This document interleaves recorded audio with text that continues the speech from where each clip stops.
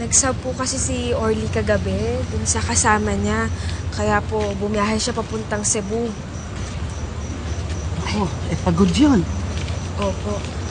Alam mo ba, mabait yun si Orly. Magugustuhan mo yun. Dahan-dahan, anak, ha? Ay, halika, makilala ko na. Gisingin ko lang po. Sige.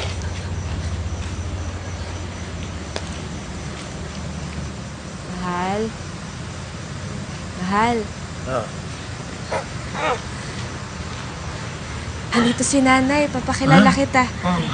Sorry ha. Habang biyahe. Pagod ako. Sorry naman. Ayos lang yun. Nay, si Orly po.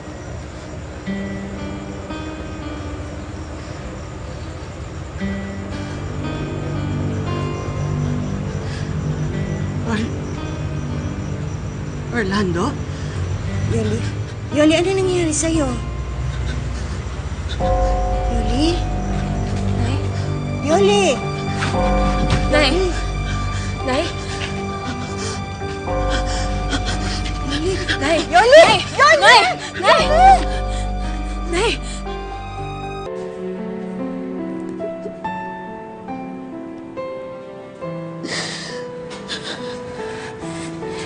Nay. Ano ba talaga nangyari? Hanggang ngayon ba, Orly, hindi mo pa rin alam.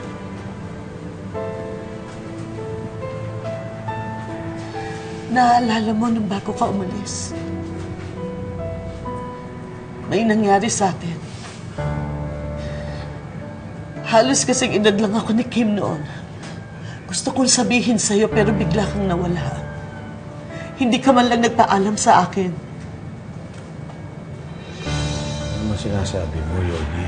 Ang sinasabi ko, Orlando, si Kim ang anak natin. Anak mo ang inasawa mo.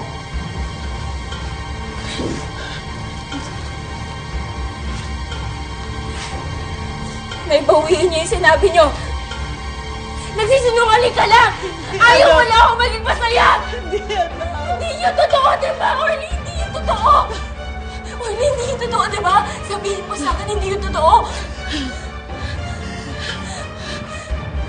Orly! Kim! Kim!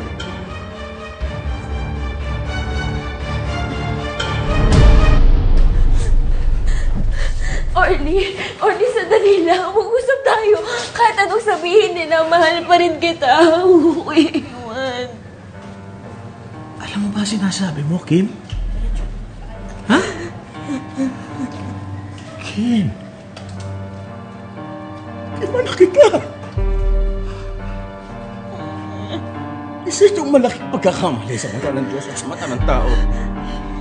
Hindi ito dapat nangyari. Kaya kalimutan na natin ang isa't isa. Ayoko. Kim, kalimutan mo na ako. Ayoko. Orly! Orly, huwag mo akong iiwan!